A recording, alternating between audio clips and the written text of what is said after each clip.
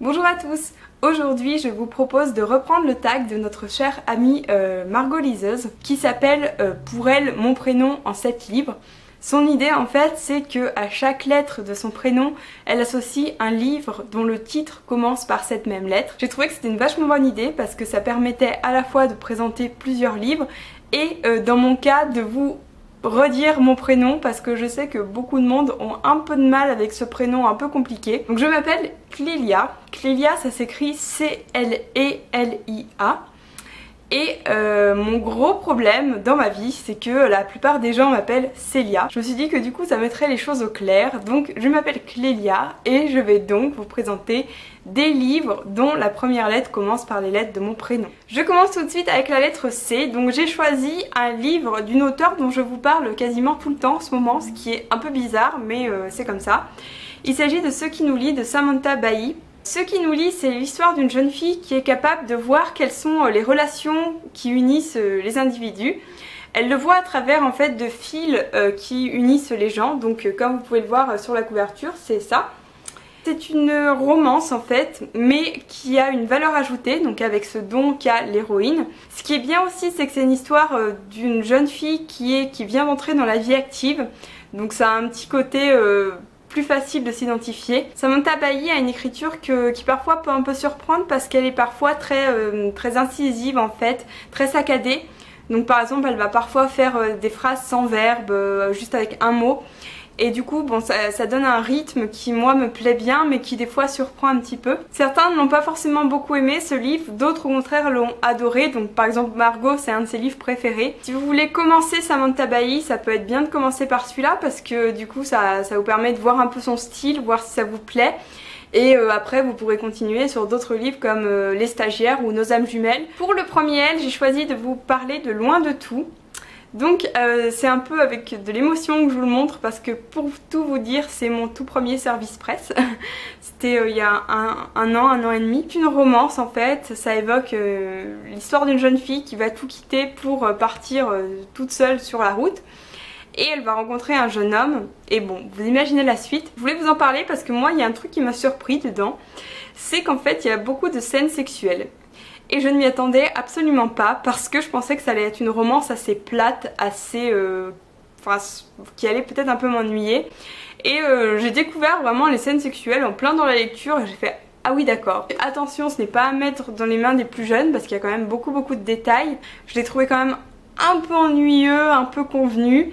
Donc après à la fin vous avez une grosse révélation qui fait qu'il y a eu un tome 2 donc qui s'appelle Près de toi qui est déjà sorti mais que à titre personnel je n'ai pas encore lu. Je voulais vous le présenter pour vous avertir un peu de ce que se cachait derrière ce livre. Pour le E, il se trouve qu'il y avait un seul livre dans ma bibliothèque qui commençait par un E et il s'agit de Eleanor and Park de Rainbow Rowell. Donc c'est un livre qui a connu son heure de gloire sur Booktube parce qu'il y avait une époque où vraiment tout le monde le lisait. Tout le monde l'adorait, et moi la première d'ailleurs. Une romance qui se passe en 1986, donc il y a un contexte un peu les années 80, la musique de l'époque, etc. Les deux héros de l'histoire sont assez particuliers, ils sont très originaux. C'est ce qui apporte vraiment un petit quelque chose en plus à ce livre et ce qui fait qu'à mon avis il a été beaucoup apprécié.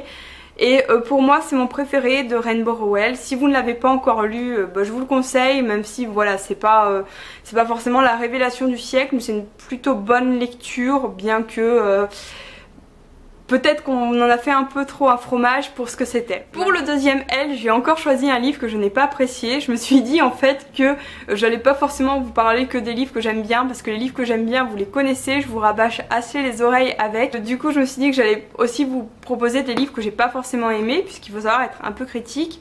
Et là il s'agit de Love Letter to the Dead. C'est l'histoire d'une jeune fille qui se met à écrire des lettres à des célébrités qui sont décédées suite à la mort de sa propre grande sœur. Ça paraît tragique et ça l'est, mais le truc c'est que l'auteur a vraiment tiré sur cette corde et du coup à la fin il y en avait vraiment marre. Et surtout que l'héroïne est vraiment très agaçante. Je sais que certains ont été beaucoup touchés. Personnellement je suis restée quand même assez hermétique à cette histoire, à ces sentiments. J'ai trouvé que en fait l'auteur utilisait un contexte tragique de base et que du coup elle tissait là-dessus mais qu'il n'y avait pas forcément d'ensemble qui donnait quelque chose en plus. Ce que j'ai dit a un sens, j'espère. Je ne l'ai pas vendu parce qu'en fait il m'a coûté cher et qu'il a une jolie couverture, mais je vous le conseille pas spécialement. Pour le i, je vous présente Indécent. Celui-ci je voulais vous le présenter absolument parce que faut que vous sachiez que ce n'est absolument pas ce que vous avez l'impression que c'est. Je trouve que la couverture donne vraiment l'impression que c'est un roman érotique, notamment la petite phrase là, repousse tes limites, elles sont faites pour cela. Ce n'est pas du tout un roman érotique, pas du tout, c'est une romance effectivement, mais pas comme vous le pensez. Il n'y a aucune scène érotique, c'est vraiment quelque chose qui a une histoire qui est basée en fait autour du slam. Et je sais pas ce qui s'est passé pour qu'ils choisissent ce titre et ce sous-titre parce que ça ne va pas du tout avec l'histoire, ça ne colle pas.